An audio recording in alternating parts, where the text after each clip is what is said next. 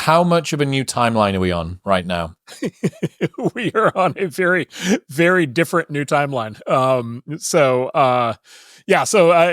think the timeline split twice. It split once in the second week of July, and then it split again on November 6th. And I don't know. You tell me. I mean, can you feel it? The sense in the air, the ambiance, has certainly taken a hard pivot. Lots of people that were happy are now unhappy, and lots of people that were unhappy are now fucking ecstatic.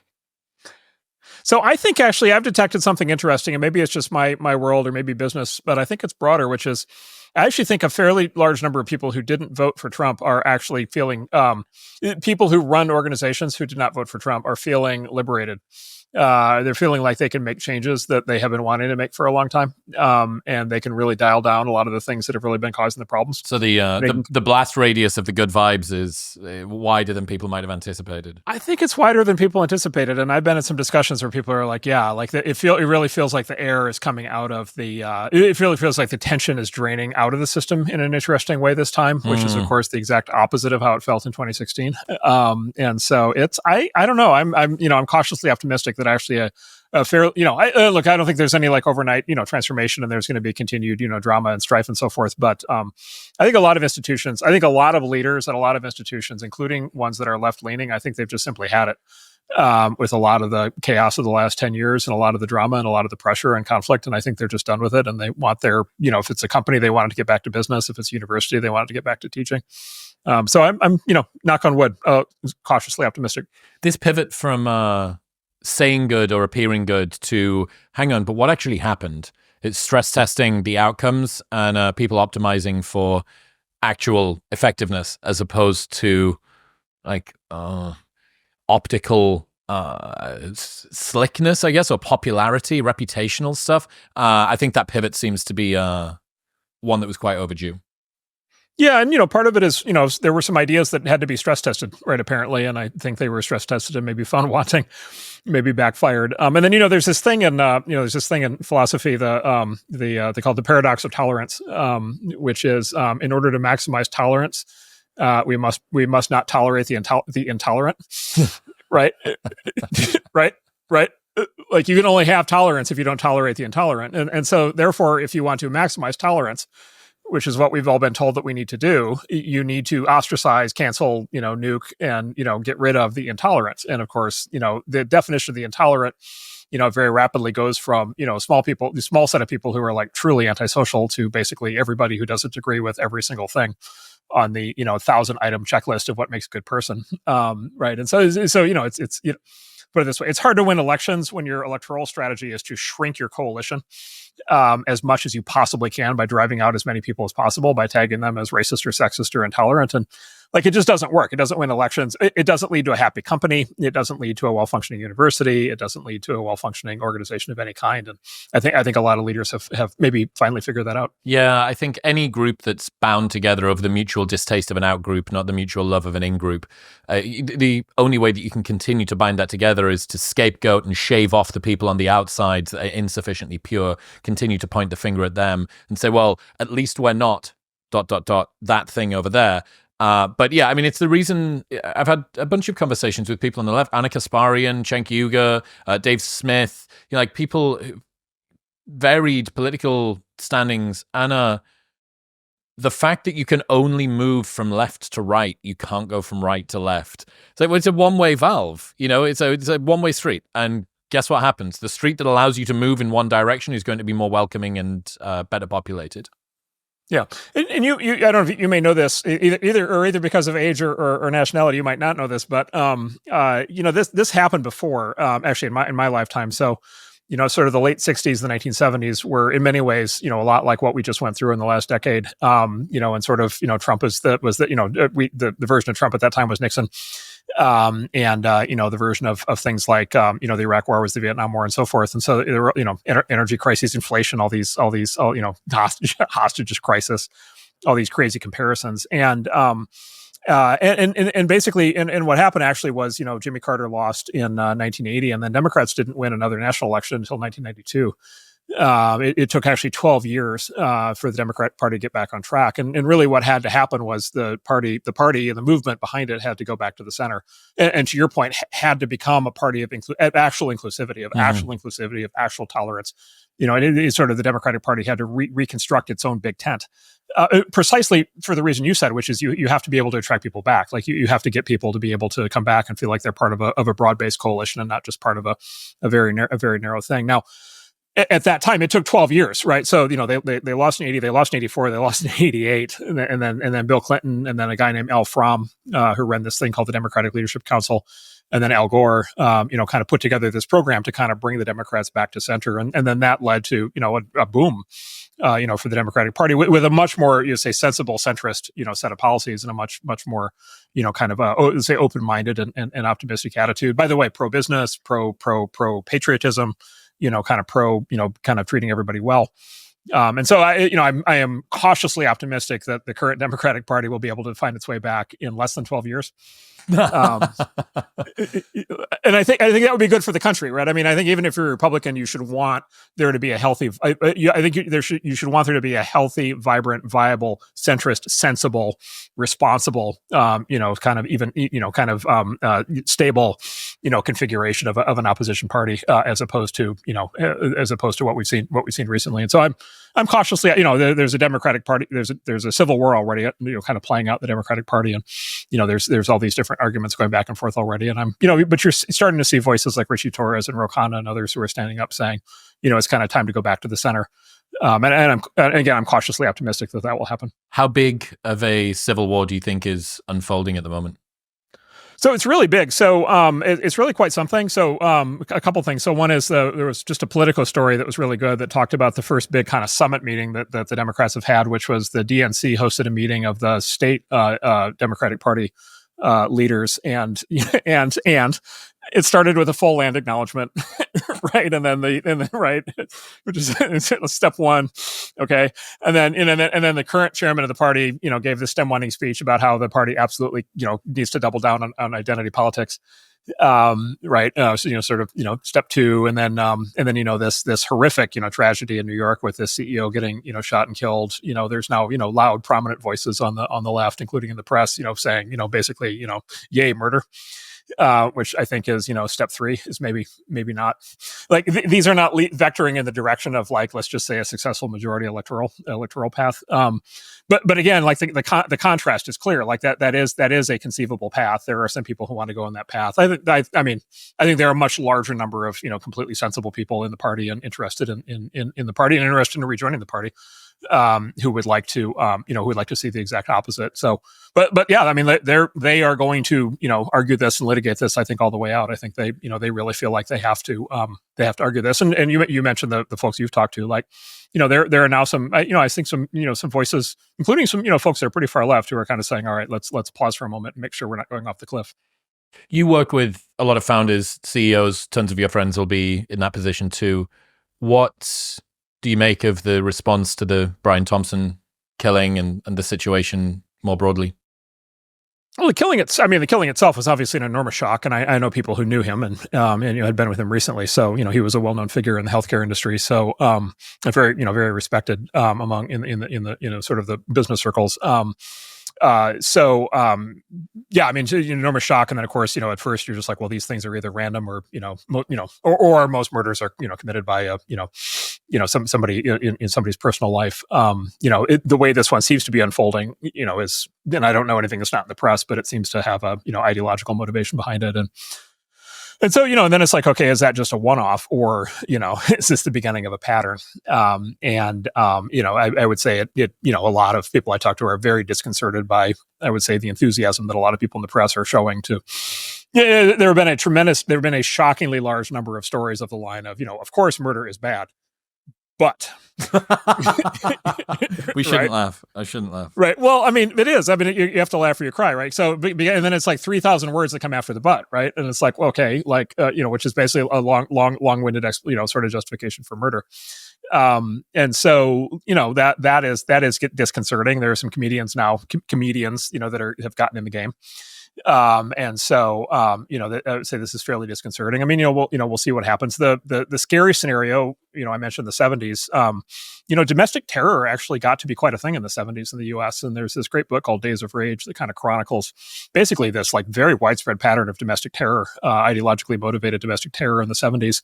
By many kind of sort of radical revolutionary groups, the Weather Underground and many others, what a lot of those domestic terrorists had in common was sort of this very very kind of privileged backgrounds.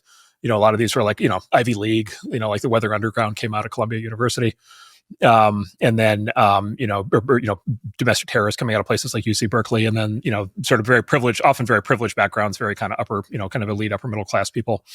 And then, ended up in some cases going on the lam for years, being hunted by the FBI. And there were years in the 1970s when there were thousands of terror bombings a year. And then there was a run of, anti-corporate, basically murder and terrorism in Germany, kind of through that period into the 80s, with this thing called the Baader-Meinhof group and so forth. And so, there's always been this kind of violent edge to kind of call it the anti-corporate, anti-business, anti-industrial, kind of. By the way, a little bit of that, some of that's on the left, some of that's on the right. There's different, you can squint different ways. Ted Kaczynski was on the right. This guy maybe appears to be a little bit more on the left. And so, this pattern has unfolded before. I don't know that it's ever been effective at causing any of the change that its proponents seem to want. It seems to, these tactics, violent tactics, usually backfire in our societies. But certainly hope that this doesn't become a copycat situation. And I do think it's striking. I mean, I think there are a lot of voices in American public life who are behaving quite irresponsibly right now. What did they think that they're doing? That sometimes people that run healthcare organizations don't pay out when people should be paid out. Therefore, it's okay to kill the person at the top.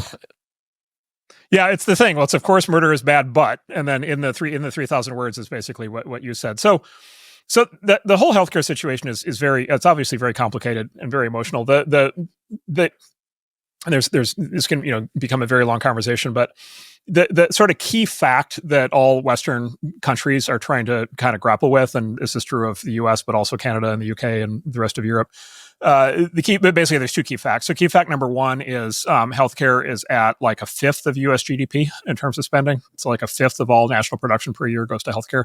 And that number is rising. The healthcare is basically rising. And if you just chart this on a graph, it's just very clear what's happening is healthcare left unchecked is going to go from being a fifth of the economy to a fourth to a third to a half. And then, someday in the future, effectively all of it. And then nobody wants to pay for it, right? Right. And so like nobody wants to pay, everybody wants somebody else to pay for it. And then just saying the government should pay for it, of course, doesn't answer the question because the government has to be funded by somebody. And so that means taxpayers have to pay for it. And so you get in all these questions. And of course, we live in a progressive taxation system in which, people who make more money pay a higher percentage of taxes. And, there's big political fights over that. And I'm kind of neutral on that. I don't really care. It's not one of my issues. But it's part of this big fight over who pays for it. So that's issue number one, and that's just going to it's going to bring out a lot of emotion to people because, of course, especially as you get closer to end of life or you get into these very bad chronic conditions that require a lot of money to take care of people, it's this real challenge of how to pay for it. And then the other kind of key kind of fact is all these countries also are aging very rapidly. Right, the demographics are headed in the direction of increased average age, and the consequence of that is a sharp reduction in the percentage of working age people versus older people, retirees, and the whole basis for every social welfare system in the world is that the current workers pay for the current retirees. Right, that is the basis. There is no the Social Security Trust Fund doesn't exist. The money that you pay in, you don't get later.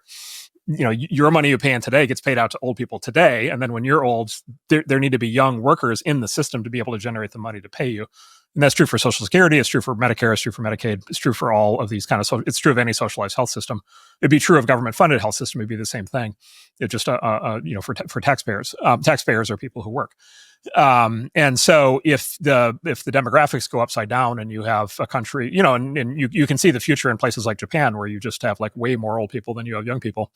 And then you just have this like fundamental mismatch, and then you literally quite simply can't pay for it. And so like these two things kind of put this whole issue in a vice. Now, what we try to do, like in our line of work, which is tech and biotech and VC, what we try to do is figure out ways to kind of get out of that vice, primarily through new technologies that at least in some cases will provide new kinds of healthcare, new kinds of drugs, and new kinds of medical devices, but also things that are able to break that price curve and able to make healthcare much cheaper, right? That's the other way to solve it, is you make all this stuff much cheaper, and that's where we get excited about things like, for example, AI in healthcare. Right. And, maybe the prospect that instead of, people having, only having human doctors, maybe a lot of, routine medical interactions are with AI doctors. And then, you only consult with a human doctor when something gets, really sensitive. And I think there's a reasonable chance in the next few years that we can figure out how to do that. So hopefully we can solve this with technology. It is weird, I will say, and it's coming out in this kind of current, kind of debate and controversy. It is weird that the same people who are the maddest about healthcare costs rising and not being able to pay for it are also the ones who hate technology the most. Right? Like, yeah, people who care most about climate, the people who care most about climate and carbon emissions hate nuclear energy the most, right? And it's like, all right, we are genuinely trying to help solve these. Those of us in tech are genuinely trying to help solve these problems. What do you think that is? Is it just some sort of generalized skepticism, generalized scrutiny over rich people, that they don't have the best interests at heart of the common folk? Yeah, well, there's this part of it's just like simply moral intuitions, right? And so you have these kind of moral intuitions and moral intuitions presumably evolved to be the way they are according to kind of historical conditions of how people lived. But historically, people lived in these very small, kind of communities. One way of describing, there's this great book called The Ancient City that goes back and reconstructs basically prehistoric civilization, like what it was like. And basically the conclusion of it is, sort of go back 4,000, 5,000, 6,000 years and further back, basically we all lived in these very small tribes, maxed out at a few hundred people. And then you could kind of describe the politics of the tribe being sort of a hybrid of like absolute fascism combined with absolute communism, right?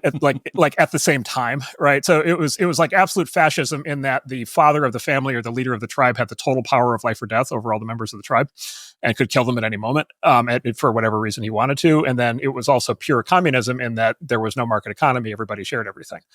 And if you went out and killed an animal and brought it back and didn't share the food, they would kill it. You had to share the food. Like everything had to be shared because it was how you were. Both of those forms of governance were basically how the tribe would survive. It needed total discipline and total sharing, right, at the same time. And so we evolve these moral intuitions that basically says, maybe we don't want the fascism part, but we kind of want everything to be shared. We want everything to be equal. Having inequality is sort of intrinsically morally offensive to us. And so we naturally drive towards, and who can possibly argue against, wouldn't it be desirable if everybody had the same, how it's default unfair for some people to have more than others. And then, of course, profit, particularly drives people crazy, right? Because profit in the capitalist system, if you have this moral intuition, it feels like it's unfair because it feels like it's money that's been extracted that's not doing anything. There was, I won't name names, but there was a congressman this morning who tweeted 2 back-to-back tweets. And he said, it's just completely absurd and outrageous that the American health insurance industry generates $1.4 trillion in profits per year. And he said, that's just like so clearly unfair because that's, presumptively that's $1.4 trillion being extracted, providing, no value at all. And then like 4 hours later, there was a second tweet, which he said, actually, I learned that actually it's $1.4 trillion in revenue, not profit. And total profits are, a very small fraction of what I thought it was. Right. But still, right. Equally absurd and unfair, right? Going back to sort of where we're at the moment, I know that you've been heavily involved in a lot of meetings over the last month or so. How much, having been on every side of the fence and above it and inside of it, how much governmental efficiency is there to improve on, in your opinion? Oh, like absolutely enormous, and it's actually interesting in that this actually historically this is actually a bipartisan question, and I actually think that the Vivek and Elon are looking at it in a very bipartisan way, and you may have already seen there are already some Democrats signing up for the DOGE congressional caucus and coming out. Even Bernie Sanders, to his credit, came out and said he certainly agrees with Elon and Vivek, specifically on the topic of military spending, which is of course one of the big areas. And so that's significant. So it historically is a bipartisan topic. When I was younger, I mentioned the sort of Clinton Gore comeback in '92. This was actually a big theme of the Clinton Gore campaign in '92, and actually Al Gore, who I know, I've known over the years. Al Gore actually had a whole program like the DOGE actually at the time called REGO, REGO, called Reinventing Government. And he said many of the same things that actually Elon and Vivek are saying today. And he had this famous, he made it famous at the time. You find it on YouTube. There's this famous thing he did to kind of visualize this, which is he went on the David Letterman show at the time, and he took out, it was like the Department of Defense was like buying like $600 shatterproof ashtrays. He took them onto the Letterman show with a chisel, and safety glasses, and gave it a big whack, and of course it fractures just like any other, ashtray. So like, anyway, so there was a whole program around that. They made a little bit of progress. So anyway, I think everybody effectively agrees that there's, who doesn't want tax money to be spent efficiently? Who doesn't want to get results? Who doesn't want to eliminate waste and fraud? Like, these are kind of, these are, those are hard things to argue against. In terms of methods, the big change here is that we've never, in the past, these have been government officials trying to figure this out, or, commissions or whatever. Some may say the blind leading the blind.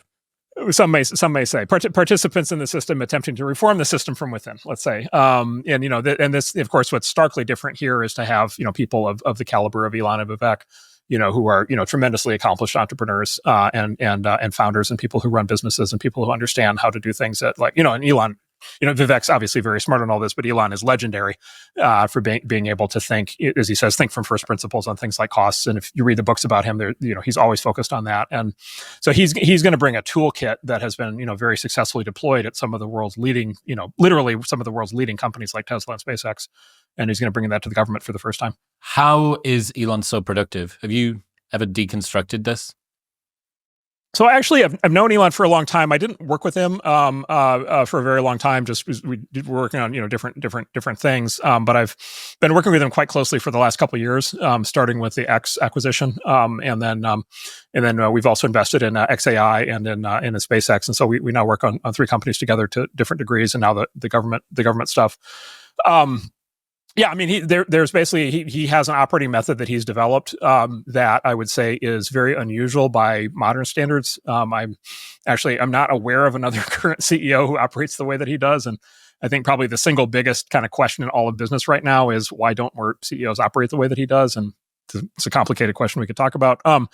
But if you go back in history, you find characters more like him. And so especially like the industrialists of the late 1800s, early 1900s, people like Henry Ford or Andrew Carnegie or Thomas Watson, who built IBM. If you go back and read the biographies of people like that, Andrew Mellon, those guys, Cornelius Vanderbilt, like those guys ran very similar to the way that Elon runs things. And it's just this like the top line thing is just this incredible devotion from the leader of the company to fully, deeply understand what the company does, and to be, completely knowledgeable about every aspect of it, and to be in the trenches and talking directly to the people who do the work, deeply understanding the issues, and being the lead problem solver in the organization. And basically, what Elon does is he shows up every week at each of his companies.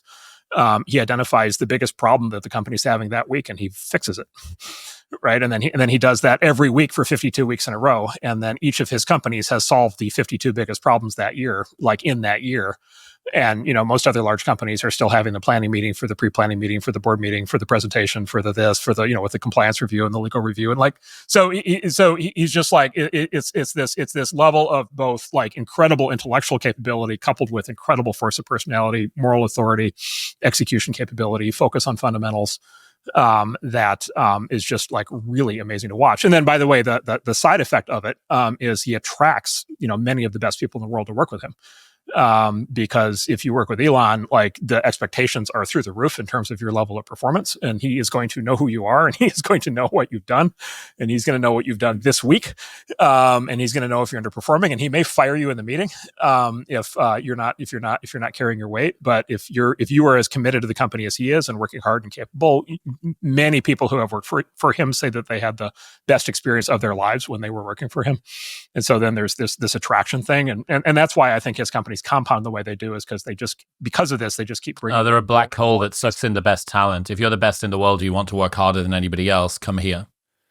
That's right. And people look at this from the outside and they're like, how can people tolerate, all the criticisms, how can they tolerate this guy and da, da, da, da, da. And inside the company, people are like, finally, I get to work for somebody who's, somebody gets it. Somebody, there's a famous line. Somebody used to work in one of the other aerospace companies and went to work at SpaceX and said, he was asked what it was like. And he said, it's like being dropped into a shocking zone of competence. Right. It's exactly your point. Like everybody around me is like so absolutely competent. And look, most of us never have that experience. Most people are never in an organization where like the bar is held that high. And as a consequence, the competence level is so high and stays so high and even rises over time. And again, to his massive credit, he has been able to do that repeatedly.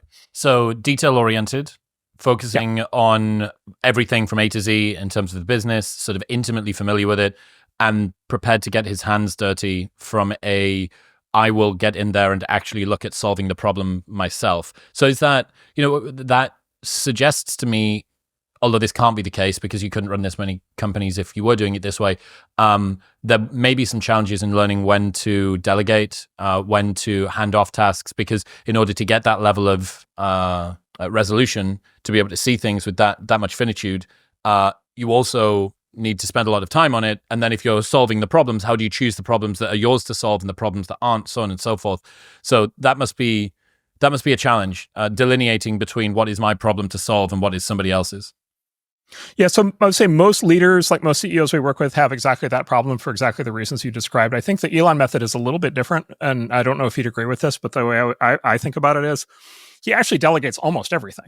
Like he's not involved in most of the things that his companies are doing. He's involved in the thing that is the biggest problem right now until that thing is fixed. And then he doesn't have to be involved in it anymore. And then he can go focus on the next thing that's the biggest problem for that company right now. So like for example, in manufacturing, there's this concept of the bottleneck, right? And so in any manufacturing chain, there's always some bottleneck. There's always something that is keeping the manufacturing line from running the way that it's supposed to. And sometimes the bottleneck is at the beginning of the process. It's like we can't get enough raw material. Sometimes the bottleneck is at the end of the process. We don't have enough warehouses for the finished product, or the bottleneck might be somewhere in the middle. And if you run a manufacturing company, there's always a bottleneck. Whatever the bottleneck is holding everything up. And the job number one is to remove that bottleneck and get everything flowing again. And I think he basically has universalized that concept, and he basically looks at every company like it's some sort of conceptual assembly line, sometimes a literal assembly line, making cars and rockets, and basically any given week there's a bottleneck. There's guaranteed to be the main bottleneck. There's going to be one thing that's going to be the thing that's holding people back. And so the answer to your question, the resolution of the paradox, is I'm going to micromanage the solution of that. I don't need to manage everything else because everything else by definition is running better than that, right? And so I can go focus on that. The other part of it that is so compelling, and this is where I think a lot of especially non-technical CEOs would really struggle to implement the method, is he really, when he identifies the bottleneck, he goes and he talks to the line engineers who understand the technical nature of the bottleneck. And if that's people on a manufacturing line, he's talking to people directly on the line.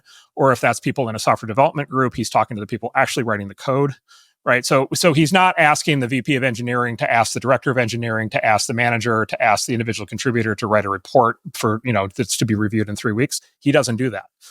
He would throw them all out of the window. There's just no way he would do that. What he does is he goes and personally finds the engineer who actually has the knowledge about the thing. And then he sits in the room with that engineer and fixes the problem with them.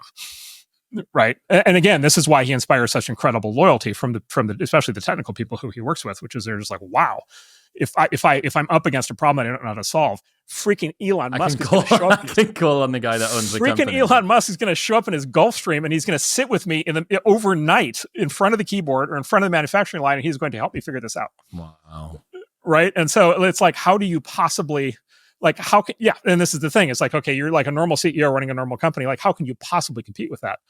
What are the other reasons that CEOs of similar companies or comparable companies don't do that? Technical understanding, I get that you need to be able to get your hands dirty from a specificity perspective, but what else?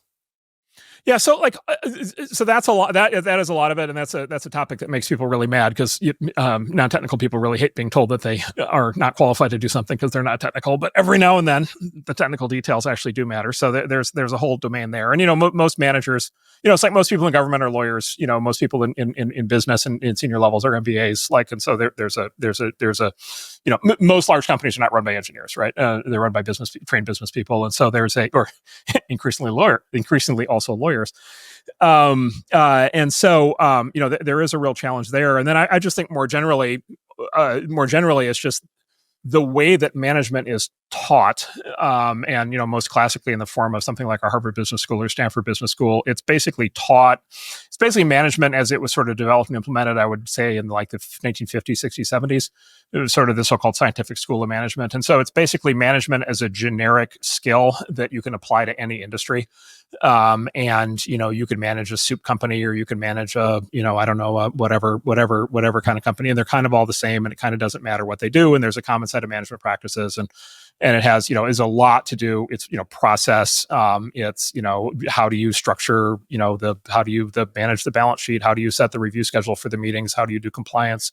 How do you, hire, how do you manage how do you hire and motivate executives? How do you resolve interpersonal conflicts? Like all these like general business skills. And by the way, those general business skills are, very useful in lots of contexts. It's just that training doesn't give you any of the that training gives you none of what you need to go do what Elon does. And then Elon I would say he pushes it as far as he can, and not doing all the stuff that you're classically trained to do, so that he can spend all of his time doing the things that only he can do, which it turns out has this incredible, catalytic multiplicative effect where his companies are, so just incredibly amazing. Elon just said this thing at the most recent Tesla event that blew my mind, because his companies are famous. They don't actually have like marketing departments. Like Tesla doesn't spend any money on sales and marketing. Like they don't sell the cars. Like every other car company in the world is like running all these ad campaigns all the time, TV commercials and the newspaper flyers and the quarterly sales events and like all this crazy stuff and promotions, all these things. Like Tesla doesn't do any of that.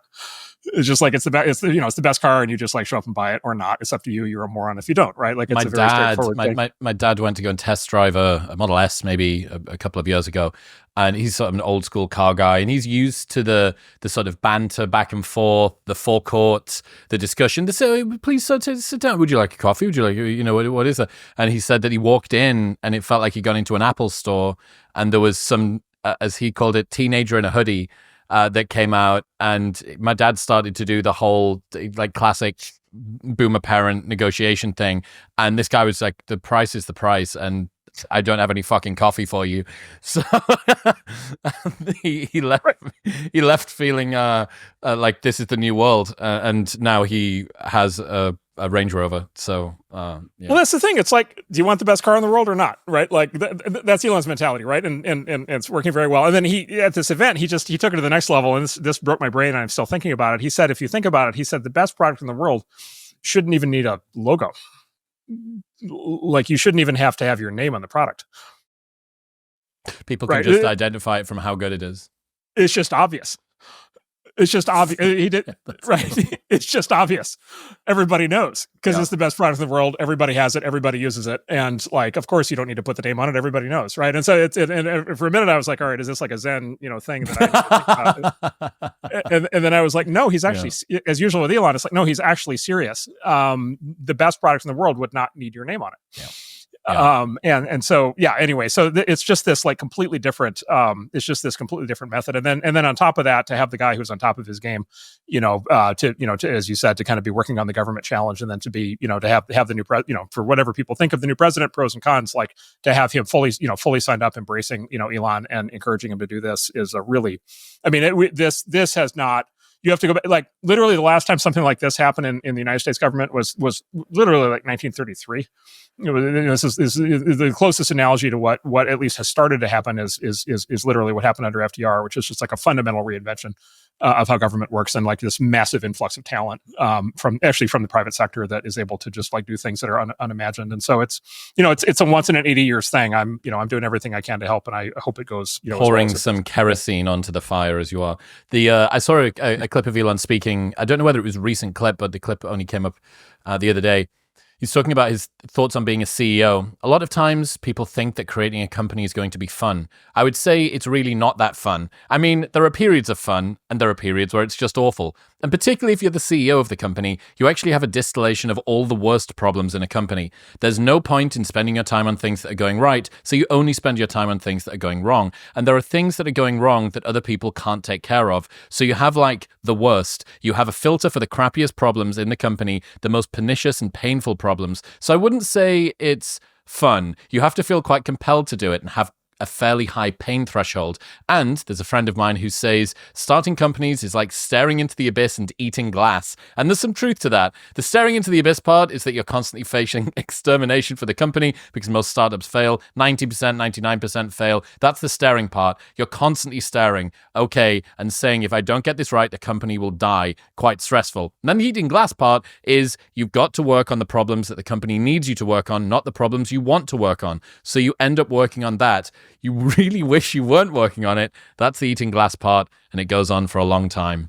What's your assessment of his post-mortem on being a CEO? So the original form, number one, I agree with all of that, and I felt that myself. And that's one of the reasons I'm happy to be an investor right now, and not a CEO of a company. But the original form of the quote, the eating glass quote, was actually Sean Parker. And the original form of the quote was, "Starting a company is like eating glass. Eventually, you start to like the taste of your own blood." Oh my God. Oh my God. And I love using that quote So in front of an moving. audience because it always gets the exact reaction you just gave me. It always gets that moment of stunned silence followed by that look on the face, and everybody's like, "Oh my God, that's horrifying." And I'm like, "Yes, now you understand Go forth, run your company.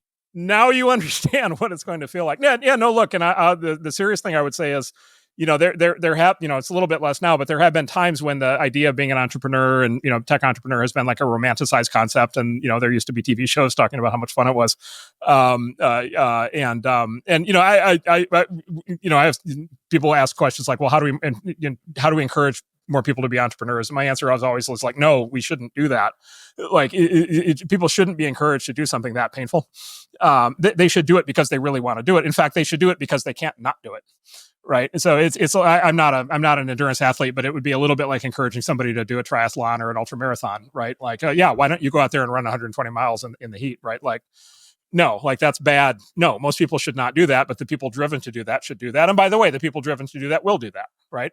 For their own reasons. And so it really is like that. And and then look, it's tremendously painful. Most of the experience of being in business in a competitive, setting, and a startup is sort of the peak version of that, is most of it consists of basically being told no, by everybody. You need all these things, right? You need employees, and you need, financing, and you need customers, and, you go around all day long asking people for those things, and they tell you no, or, half the time they don't even respond. They just go dark on you and ghost you. And then, just when you think you get it working, a new competitor emerges and just starts like, punching you square in the face. And, the minute you think your product's working, there's a problem in it. You have to do a recall. And every, it's just this constant, it's just kind of this constant rolling, horror story. Given that you're now the agony aunt to the people who are eating glass and learning to try and enjoy the taste of their own blood. Do you feel more like a therapist than an investor sometimes? So it really depends. One of the things, I think there are certain fields in which you really get to see somebody's core personality, and you get to see their kind of core attributes and their core virtues and their core vices and their core weaknesses. It's really only people under situations of extreme stress where you really see that. And so, so part of it is like we see that we see people when they're at their most stressed and when they're at their worst. And then then there are I would say many cases where we're one of their only remaining allies kind of at that point. So that's a not uncommon thing. And there is sort of there's a coaching component to it, and a therapeutic, and just a general kind of being a friend, being an ally component to it. But I also say the other thing you see is just like, there are very specific personality types. And, there are certain people where, I'll just give you an example, Mark Zuckerberg, a great superpower that Mark Zuckerberg has that probably is not well understood enough, which is he does not get emotionally upset.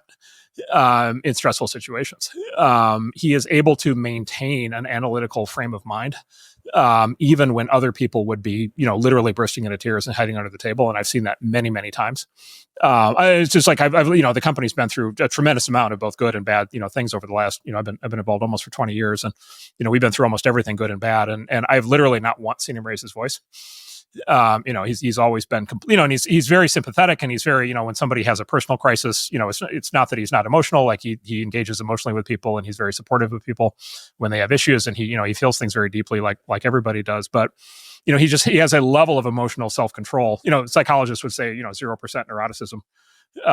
He just doesn't respond emotionally, and as a consequence, he can keep his head right when everybody around him is losing theirs. And so you got that. Having said that, we also work with a lot of people who are, let's say, higher in neuroticism, and in particular, often the more creative, people who are super creative are often high in neuroticism. And so sometimes you get we get the artist type, where they're like incredibly creative and they're a fountain of new ideas, and they just have a much more, let's say, direct engagement with their emotions, and they feel things, I would say, more directly or kind of in a more raw way. And so, when things go bad, it really comes down to them emotionally.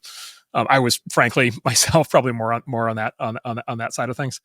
And so, yeah, there's a therapeutic aspect to that. The good news, I would say, is generally in business. So a couple of things. So one is, it's not, in our world, it's not a 90% failure rate. It's about 50%. And in 50% is still high, but you have a reasonably good shot. And then I think most problems in business are fixable, as long as you can keep the team together. I think usually when companies crack and go down, it's usually not, sometimes it's catalyzed by something that happened from the outside, but generally the thing that actually happens before a company goes down is the team cracks, the team itself cracks internally, and the founders turn on each other, or the management team dissolves. And so a big part of it is just with these things is just like, can you keep the team together? If you can keep the team together, and we're happy to be a part of it, we're thrilled, our job is to be part of that team. Then most of these companies can battle through most things. And so I've seen just as many like incredible last minute saves and rescues and turnarounds as I have screaming disasters. There is reason for optimism going into even the dark times. Going back to the governmental efficiency thing, how much do you think the huge swaths, the platoons of useless middle management inside of the government are shitting themselves at the moment? Yeah, so it's actually an interesting question. It's hard to say from the outside. The other thing is you have this, I would say, very interesting thing. You don't have there's no homogenous, the government employs whatever it is, millions of people, multiple millions of people. It's not it's far from a homogenous group. And I'll just give you some examples. There's a pretty large contingent, which is sort of the baby boom component of it, because the government went on a massive hiring boom in the 50s, 60s, 70s, 80s. There's a pretty big contingent that's close to retirement. And was probably going to retire anyway in the near future. And so there's some prospect maybe there for kind of, let's say, mutually agreeable accelerated retirement. Is one possible solution. Mutually agreeable accelerated retirement, the most diplomatic way to say get the fuck out. No, this happens so in fairness, this happens at companies. And I'm not saying the DOGE is going to do this. I'm not in charge of this, but I'll just give you the scenario that happens in companies. It's something called buyouts, as contrasted to layoffs. And it sounds like it's a clever way to do the same thing, but it's actually different, which is you offer retirement packages, right? And you let people voluntarily sign up for the retirement package, and they don't have to sign up for it. It's a voluntary thing, but if they choose to, they can get accelerated retirement or an unusual level of retirement compensation. Like a way to think about this is, like the budget crisis that a business has when it gets in trouble, or that the government has, where we're $36 trillion in debt. The budget crisis is not like the money that we might have to pay to have people retire this year. Like, you can afford almost anything to do that. It's the savings that you can have compounded over the next 20 years if you get your fiscal house in order, right? And so you can sometimes do things in the near term that cost more money in order to get the long-term savings, and that often makes sense. And so and again, I'm not speaking for the DOGE, so this is one option. Another option that they've already talked about in public is the remote work thing. Most federal workers are not actually at work. Most federal workplaces are empty today. There are agencies where there are formal collective bargaining agreements where the employees are down to a day a month in the office. Right. And there's a huge controversy around remote work, is how effective it is. And there are companies that make it work, but if hypothetically you have a government agency with 10,000 people and nobody's literally coming to work, you might, as a taxpayer, have some questions about exactly what's going on. And then you have this situation where, if you say, as they've said, if people have to come back to work, like part of the thing of working for the government, working for taxpayers, is people have to come to work. Well, there are people who have literally left. There are people who have moved to lower cost locations who are not going to come back to work, and so that's another opportunity. And so there's a lot of this. And then I would say the third thing that they've talked about, which is I think probably the part of it that is not well appreciated, is that the government that we live under today, we remember that old, I don't know if you were, you probably didn't see this because you weren't maybe here at the time, but there's this cartoon that every American kid of a certain age saw in elementary school, social studies, which was how a bill becomes a law. It's this very bouncy like 1970s cartoon about the bill, and the Congress, so the White House proposes the bill, and then the Congress agrees, and then the Senate, and then they reconcile, and the bill's it's a little cartoon bill wrapped in a little ribbon, and it bounces up the thing, and the president signs it, and everybody's happy, right? And so it's like legislation, right? The legislative process. Most of what the government does and most of the rules that we all live under are not that, right? Most of it's not legislation. Most of it what's called regulation, right? Which is very different. And most of the rules that the government sort of exists in order to process and enforce are regulatory, not legislative. The government that we live under today is the result of basically 60 to 80 years of agencies effectively putting out regulations entirely on their own. So executive branch agencies just basically deciding that there are going to be hundreds of thousands of rules that we need to live under, and then deciding that they need to staff themselves to be able to process and handle and enforce all those rules. The Supreme Court recently ruled in a series of judgments a couple of years ago, ruled that regulations that were not authorized by legislation are not constitutional. Right. And by the way, if you just read the U.S. Constitution, which is quite short and to the point, it makes it very clear that the legislature, the Congress, exists to pass laws. The executive branch exists to enforce those laws. The executive branch does not get to issue its own laws, right? And so we've lived in a system where the executive branch has been issuing its own laws for a very long time. The Supreme Court now says that all of those regulations are now not constitutional. And so basically any activity in the government that relates to the staffing and enforcement and all of the processes and all the work around those regulations is no longer constitutional. And so there's a lot of government activity that actually is no longer constitutional. And, the previous administration was completely uninterested in doing anything, bringing the executive branch into alignment with what the Supreme Court had ruled. But again, if you read the Constitution, the Supreme Court gets to make these decisions. They've decided this is not constitutional. This new administration has an opportunity to bring the government more in compliance with the Supreme Court, which means the government will get smaller. Yeah. What happens if Trump can't deliver change? He's got all of the things, House, Senate, popular vote, Elon, unlimited funds, blah, blah, blah. He doesn't even need to worry about being reelected. What's the implication for America and the West if he can't make sizable change? Yeah, I don't know. I mean, look, I would start by saying I'm optimistic. Like, I think he's determined. I think that Elon's determined. I think Vivek is determined. I think the team around the DOGE. By the way, a lot of the key staffing positions, there's a lot of controversy in the press as usual about the cabinet officials, and I think many of those are also very good. But a lot of the operational managers that are being brought in at like the deputy secretary level and the department heads are very, very strong people. And so I think this is going to be one of the strongest, if not strongest, execution competence capability administrations that we've had in a long time. Again, maybe arguably since I think a reasonable case that this will be the best staffed administration since the 1930s. And so, I'm reasonably optimistic. And then look, the president has this, is in this sort of very interesting position where he doesn't ever have to run again, right? Because he can't.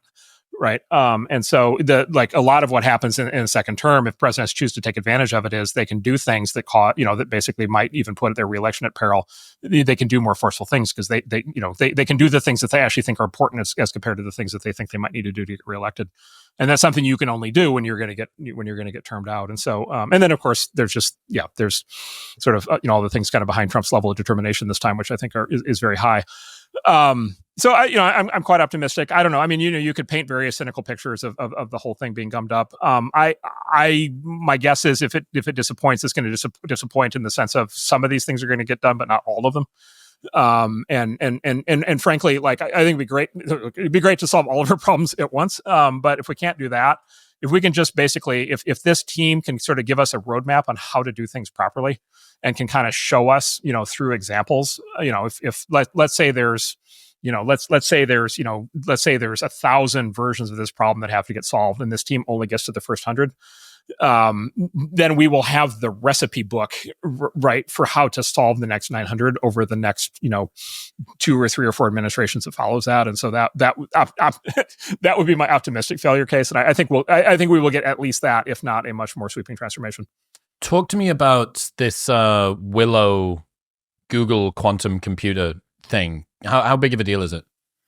Yeah. So first of all, I don't know. I just read the announcement. I haven't been face to face with the technology, so I don't know anything that's not public on that. Quantum computing historically has been one of those things that is theoretically very exciting and then just extremely hard to actually get working.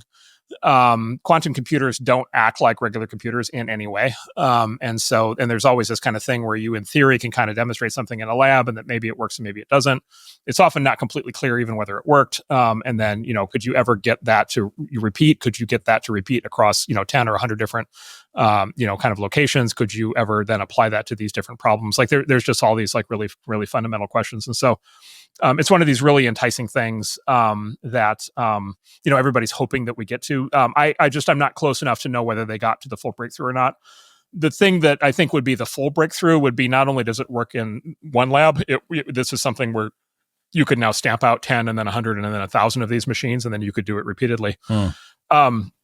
The most enticing thing of what they said, which is one of these things where you think about it and then you decide you have to stop thinking about it because you'll never think about anything else again, is that in theory, the lab demonstration that they have is doing a computation that the entire universe that we live in, if it was converted entirely to just a giant computer, if every atom in our universe was turned into a giant computer, that computer could not solve that problem before the universe ultimately dies of heat death.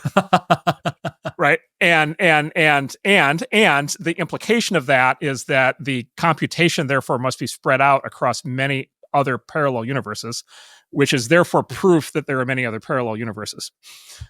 And so interesting. Right. In other words, if you weren't able to spread this computation out across many parallel universes, it could not have been done. Therefore, there must be many parallel universes. Therefore, we do actually live in a multiverse. And there are actually billions or uncountable numbers of parallel realities, including that we're using for our RAM. Yes, and we basically have we're outsourcing to these other universes. I mean, by the way, are we having any impact on them when we do that? I don't know. There's some very glitchy 360p universe out there. And God damn it, that guy from Google. That guy from Google's trying to work out if 2 + 2 = 4 again. Yes, exactly. And then, of course, are any of these other universes going to do it to us? The quantum people really do believe it's we live in with many different realities. So, this may be one of those things from science fiction that we end up figuring out. But it's the kind of thing. Is it Einstein's famous reaction to quantum physics was, this is impossible because the famous quote was, God doesn't play dice with the universe, right? And this result is yet another evidence that no, actually, God really likes playing dice with the universe. Seems like he is doing it. Between that, I mean, this last period, there's so much going on in tech. Sora AI as well. What's your post-mortem? I mean, they've closed now signups and stuff because it just went ballistic. So for the people that don't know, this is the video equivalent of OpenAI's image creation service, and now you can do video too. Although so many people signed up, it's restricted to particular territories, etc., etc., etc. What do you make of the way that went? Yeah, so this is video. So this is text to video generation. So you put in a text prompt, you get out a video, which sounds easy, turns out to be very hard. It's very magical. Sora's one of the more impressive ones at OpenAI. There are others. We have a bunch of others, and there's a bunch of others underway. It's a competitive space, but the class of technologies is very impressive, and Sora is very impressive. I mean, one is just like, how amazing is it to live in a world in which you can literally, say a text prompt of, a hobbit living in a hobbit town with, and the dragon shows up, and then like literally it will render that for you, right? And if you want the dragon to be rendered out of used car parts, you just say dragon made out of used car parts, and it renders that for you, right? And so it's like, I mean, that's just amazing to start with. The even more amazing thing about that, and OpenAI put out a paper about this. It's very interesting. So the more amazing thing about that is, to generate video that passes the sniff test of the human eye, looks at it and thinks that it's real.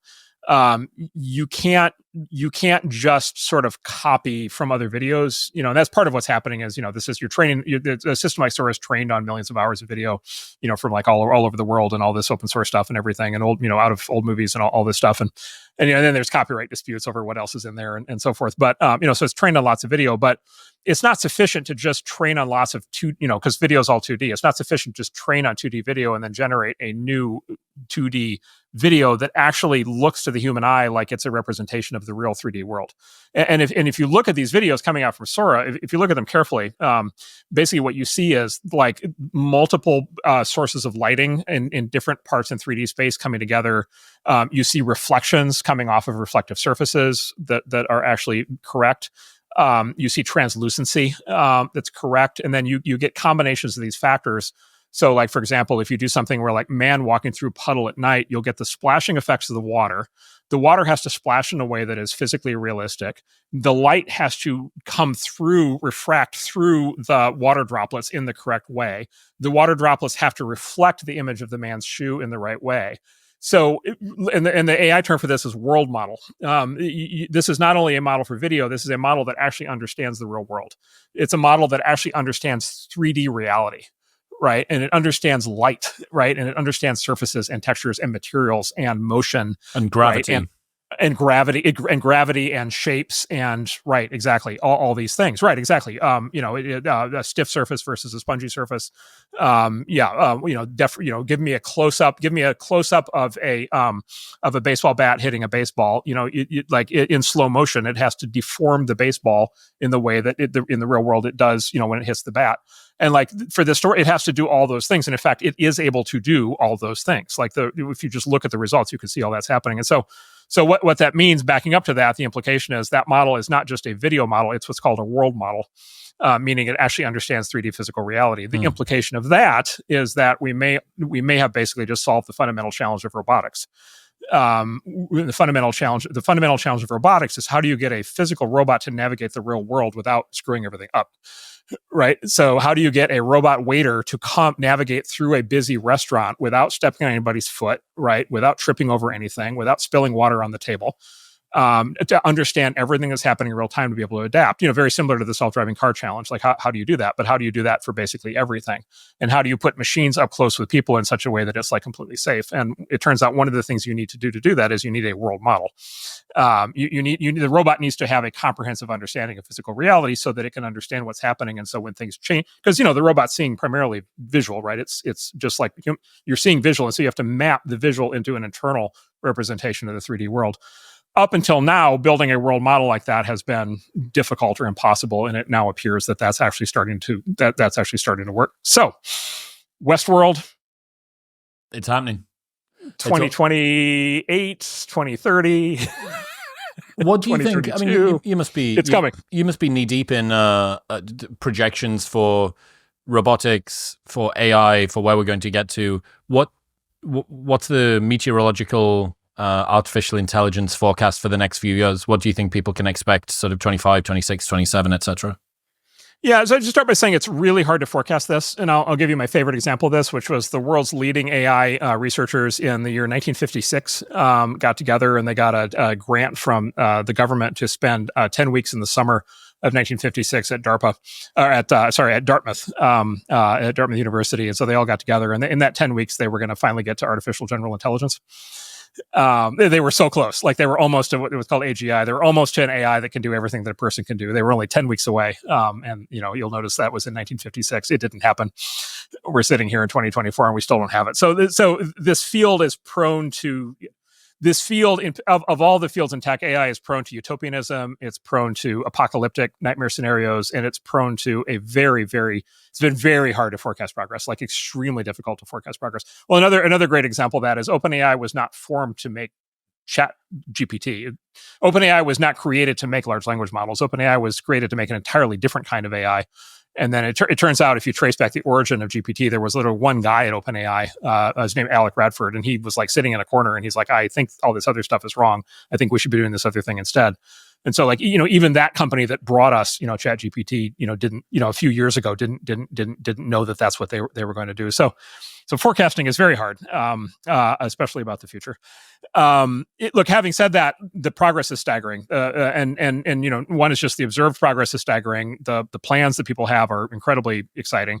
One of the things you always wonder with any field like this is just how many more ideas are there, right? Like arguably we've run out of ideas for what the smartphone can do. Like, what's new with the smartphone now versus last year versus the year before. It's good. The smartphone companies have kind of run out of ideas. With AI, there's ideas all over the place, and so that's very optimistic. And then many of the smartest people in the world are being drawn into the field, right? And so every smart college kid, who's considering what to do, a lot of the very smartest are going into the field. And then a lot of people are like coming over from other fields like physics to work on this now that it's really started to work. So we're also getting this effect of kind of this, reverse brain drain or something where we're pulling in all the smart people. That's another reason for optimism. And then obviously the commercial opportunity is very large. So that's another reason for optimism. The big focus right now is to get these things to what's called reasoning, general purpose reasoning. So to get them to, to get them to predictably be able to solve problems in a way that is, fully coherent and leads to good results every time. These things are very good at solving certain problems most of the time.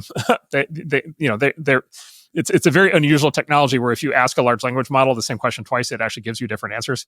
And if it doesn't know the answer to the question, it will sometimes make up an answer. And it is pretty amazing and wild that we have creative computers that will literally make things up.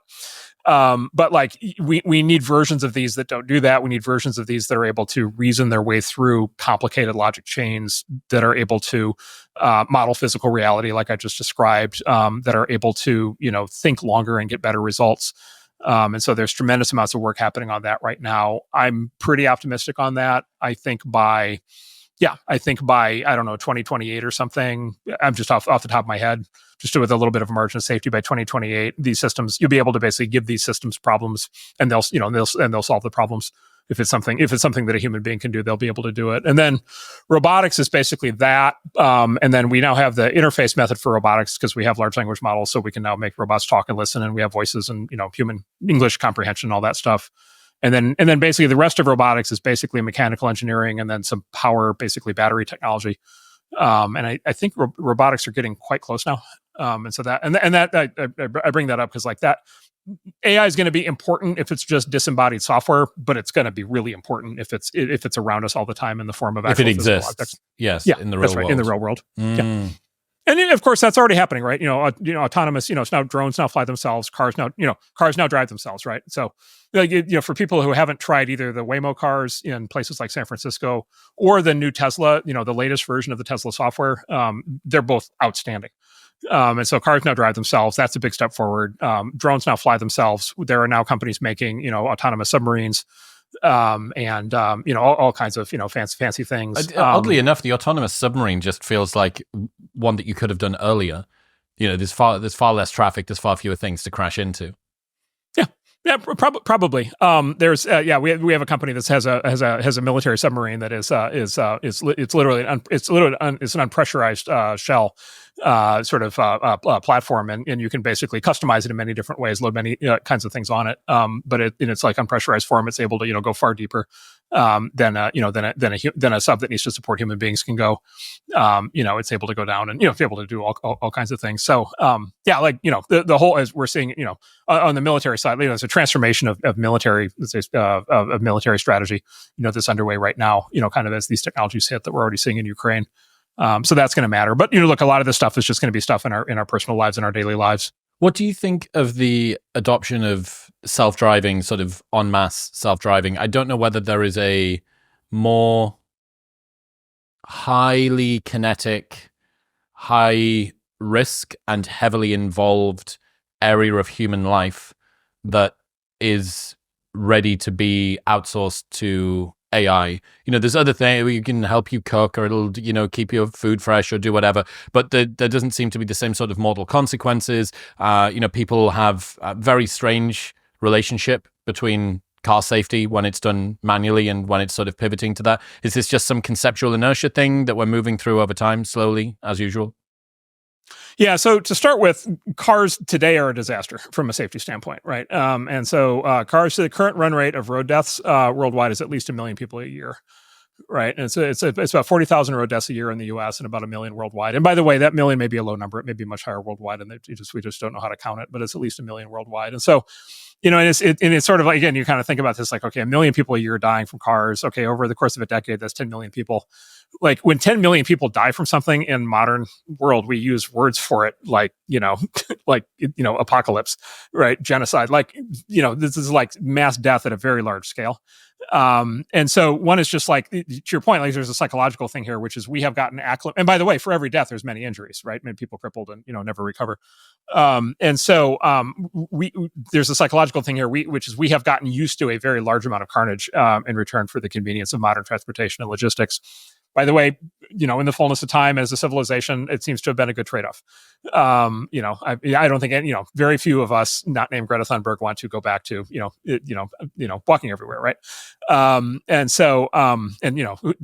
You could never go back to riding horses, right? Because of course, animal rights. So like that, it is amazing that we got there. By the way, implication of that being, if the car were invented today, I mean, imagine the conversation that we would have, right, about the rollout of the automobile. Right, which is like, okay, the plan is to strap people into 6,000 pounds of steel and glass. And then the plan is to shoot them down, a road that may or may not, be in good shape at 60 miles an hour. And then they're going to shoot them at each other. And then we're going to have this safety measure. The safety measure is going to be, we're going to paint a line down the center of the road.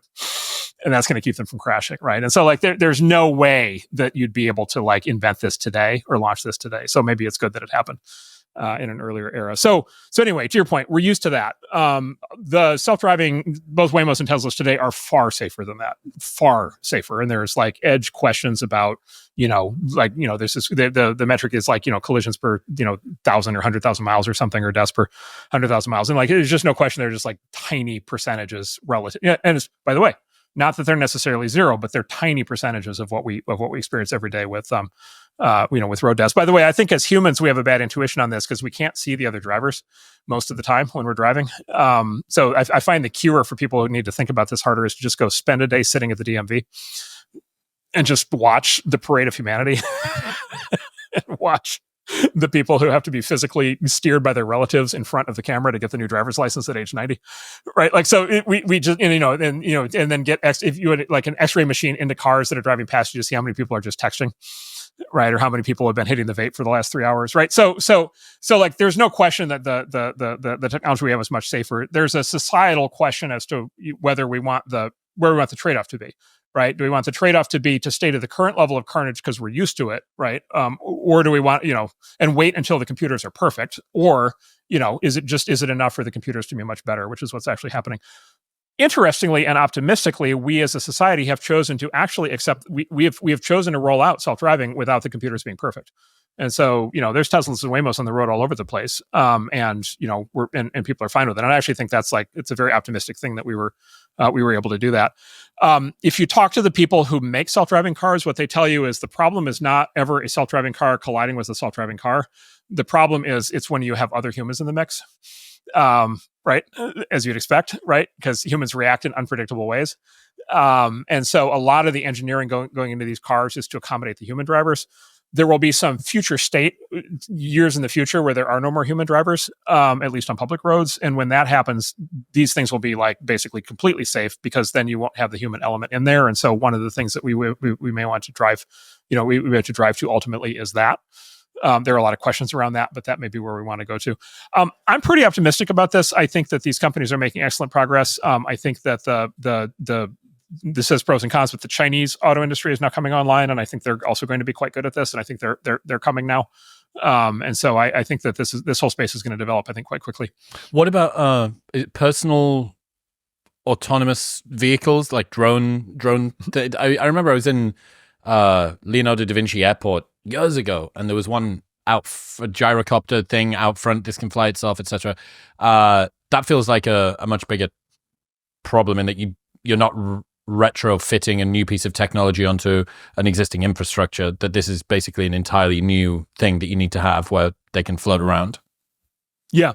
So the term most common in our world is they call it eVTOL, EVTOL. So electric vertical takeoff and landing. Okay. Yeah. Right. So VTOL, everybody's seen VTOL, VTOL, vertical takeoff and landing. It's a Harrier jet. that the military flies. The movie True Lies, they have a big scene on the Harrier jet. So it's the jet that it has thrusters that point down, it rises, and then it has thrusters that carry it forward. And so, we've had these VTOL, things. And by the way, we also have had helicopters which have the same property. So we've had these things in the past. And then the electric part is basically, that they'll be electric. And then the other presumptive part of that is that they'll be autonomous. They'll be self-piloting. Because for those things to go mass market, you can't expect everybody to get a pilot's license, right? You're going to want to just get in, want to sit back and let the thing fly itself. So autonomous electric vertical takeoff and landing. We have all of the elements to do that. We know how to do all of that. Like all those technologies exist now. And there are companies that have put this together and have these products working. The big issue right now, I think there's a couple of big issues. One is power. Which is it takes a lot of power to get something in the air and keep it in the air. And like I said, batteries aren't very good right now, relative to what we need for things like that. So we need some breakthroughs in batteries. And then the other is just cost and infrastructure and then safety regulate sort of safety regime and all that.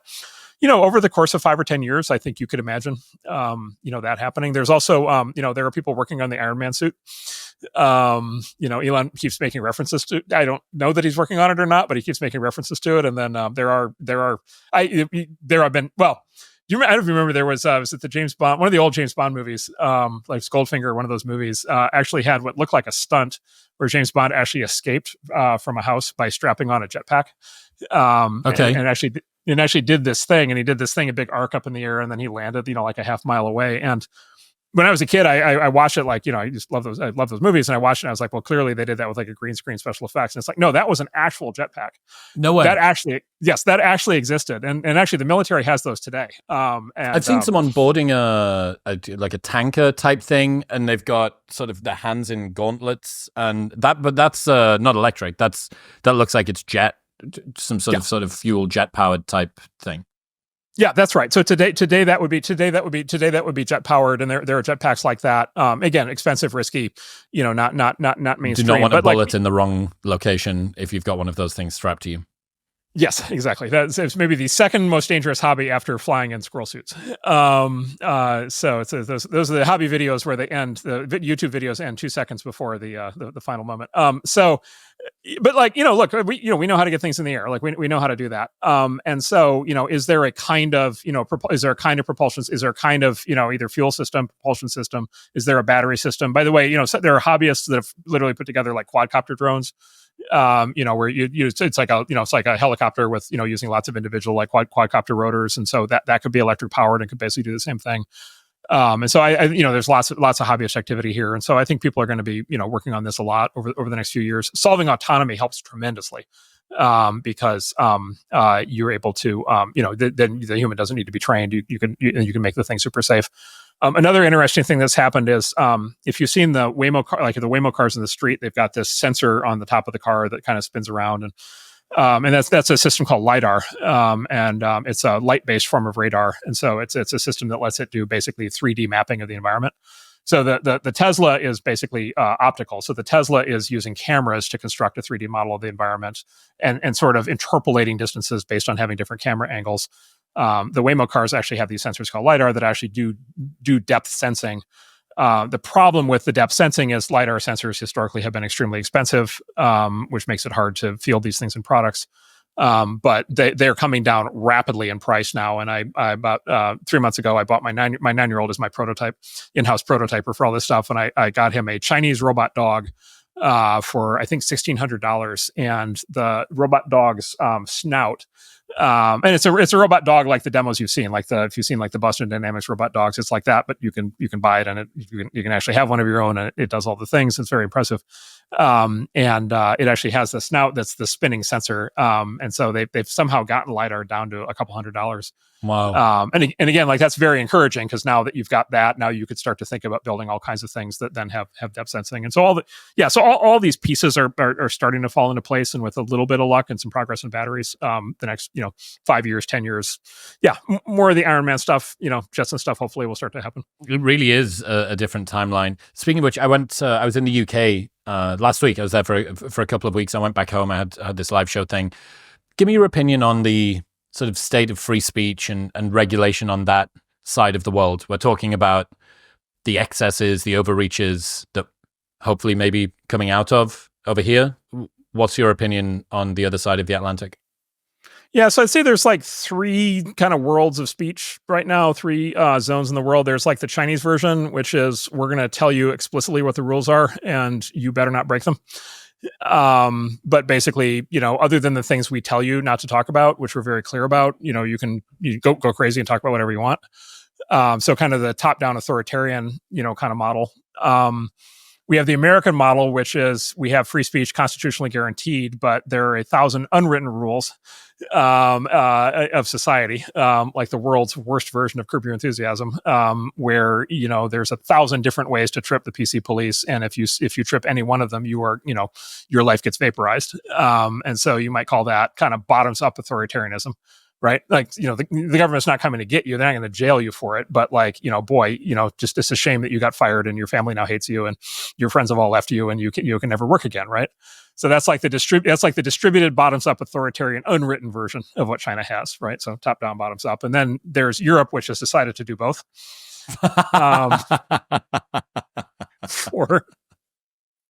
For reasons I have to say I don't fully understand, but at least from an American perspective, if you look at the speech laws in the UK or Canada, they are horrifying. I would like to think that if those speech laws came to the US, we would have a revolution. Like they're just like completely unacceptable. Like, of course you can't send police to somebody's house because they said something wrong on Twitter. Like, of course you can't do that.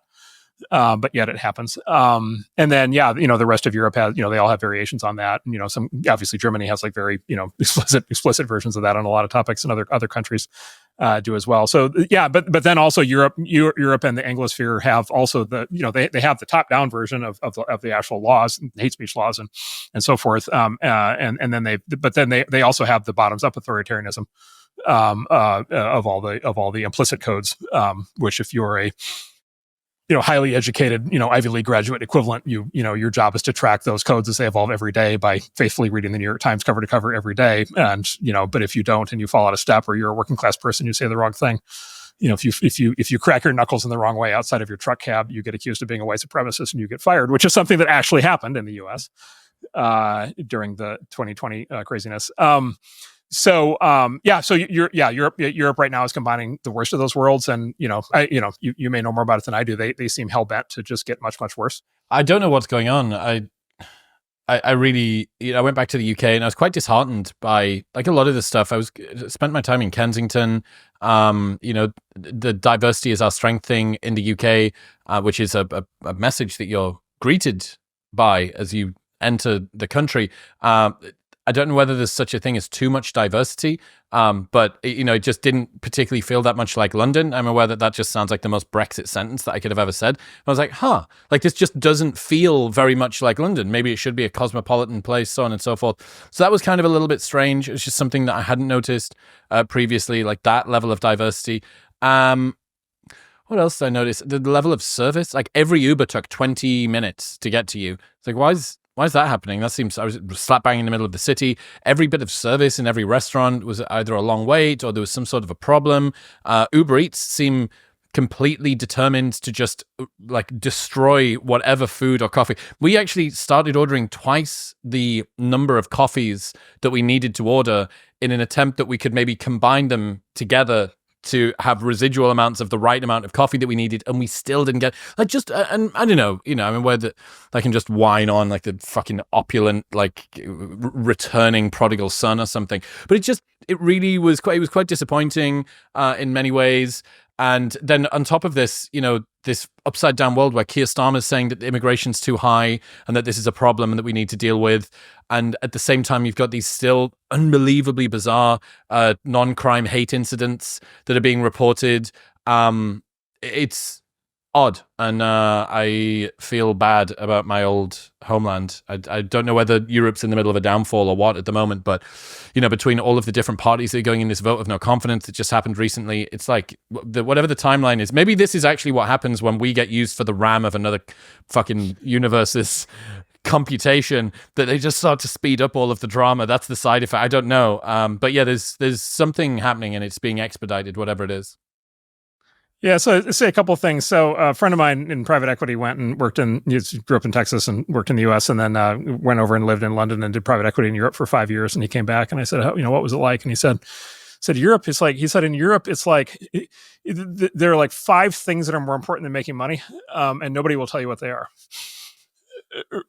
Right, like there are these goals and objectives, and they're loosely around ideas of societal fairness, and they're loosely around ideas of not having to work very hard, and they're loosely around retirement things and social services, and they're loosely around diversity, and they're loosely around immigration, but they don't seem crisply defined, and so maybe there's a bit of an identity crisis happening there. There's another thing is a famous line that fascism and communism are always looming over the U.S. and landing in Europe.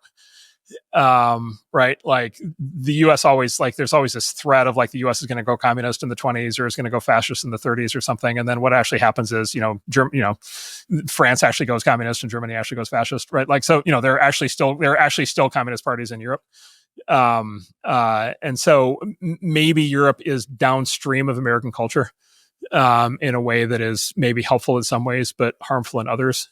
Well, it's a little bit. Let's say a little bit. A great example of that with England is it's like, okay, like in the U.S. we were all trained from birth, of course, to feel extremely bad about the fate of indigenous peoples on the North American continent. Chris, pop question: who are the indigenous people of England? I don't know. Who are they? Whoever it was before the fucking Normans came and no. The answer is it's the English. Right. Okay. Like it's just the English. It's just the English. Right. Like the English didn't displace. Yeah, it's like the Normans, it's like the Saxons, like whatever came together. But there was no displacement, right? It's like the indigenous people of England are just the English. Yet somehow the English feel just as bad about indigenous peoples as we do, right? Like, right. Well, that's the other thing is like as you know, England has like no history. England has no history of like Africans. Anyway, I'm not going to go into that topic, but the spectacle of BLM in England is really quite something. Yeah, it's not very historically grounded, let's say. So, so maybe it's just America. Maybe America's both functions and dysfunctions kind of ripple out to the rest of the world. Yeah. In a way that is helpful in some ways and harmful in others. And then maybe it's from the outside, it seems like it's a continent that is in a series of countries that are having just a massive identity crisis. I think that's I think that's certainly true. Looking for a direction, looking for what your contribution is to the broader world. It very much is. A little bit of attention is being paid to Russia. Most of the attention is being paid to the US, and some attention gets paid to China. And everybody else is playing second, third, fourth, fifth string behind that. And I wonder whether the UK is feeling like a jilted lover at the moment, where it's just like we used to be important, we used to do a thing. I actually wanted to bring this up. I've been sort of harping on about the differential number of entrepreneurs coming out of the UK versus coming out of the US, despite the fact that we have similar higher education levels and the same number of universities in the top 10 worldwide. The UK's got the same number as the US do, but we put out only 20% of the number of entrepreneurs. What, based on your assessment, culturally, commercially, what do you lay that at the feet of? Yeah, look, part of it is some of the great UK entrepreneurs come to the US.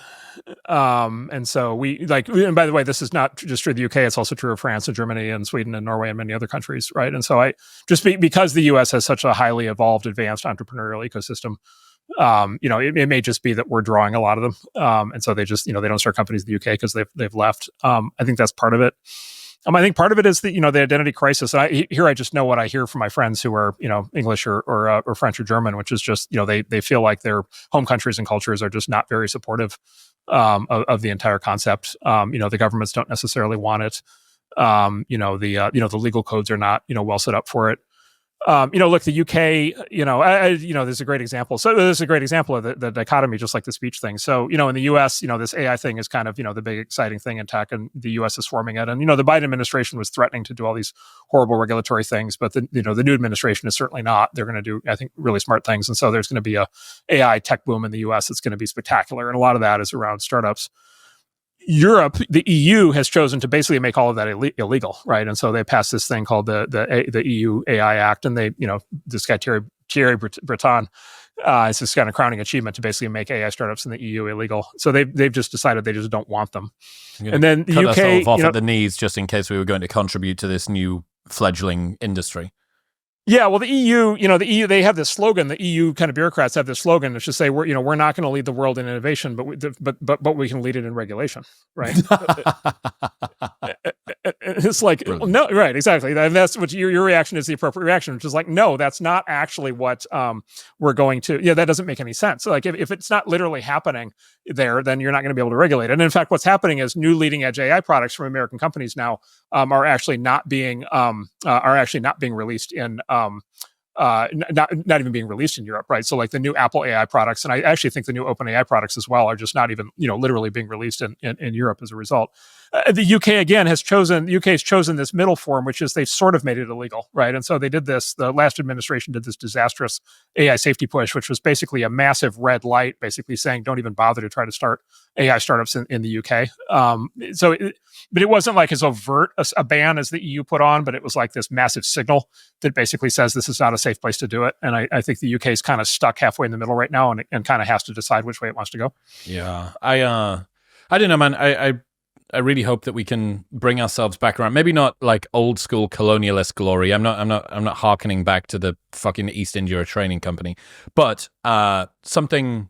I don't know. You're right. The identity crisis and the direction is a big part. And then you layer on top, I'm sure you've been seeing Dominic Cummings going full fucking scorched earth recently.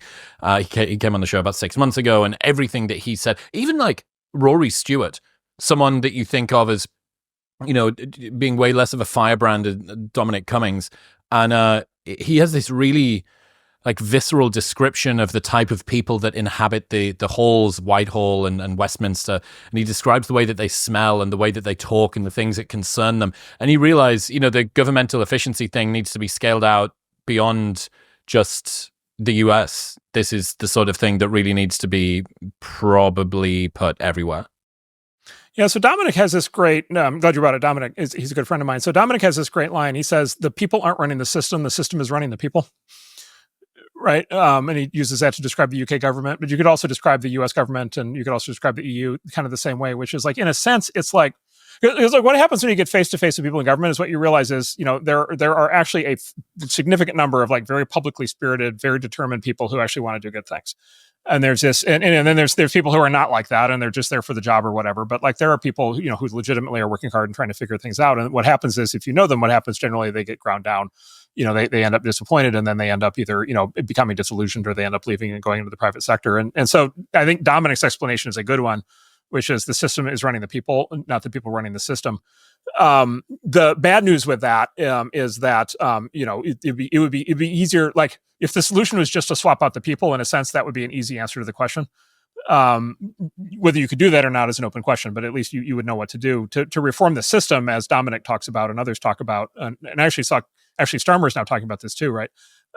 Which is like, okay, how do we actually like redo the system is of course much harder. The other lens on this that I think about a lot is Curtis Yarvin, who's also a good friend of mine. And the way he describes the American system that's running the people, the way he describes it is we are living under FDR's personal monarchy 80 years later without FDR. Right. And the reason he describes that, he says, look, when before FDR, the federal government was actually very small. Like the tax rates were like super low. The federal government didn't do very much. The FDR dramatically, like orders of magnitude increased the size and scope of the federal government. He did that for two reasons. One was the New Deal. And then the other was World War II. And so the federal government that Franklin Roosevelt left behind in 1945 when he passed away was the government that he had built, which he had run the entire time from 1933 to 1945 himself, in which he had staffed himself and he had overseen himself and everything.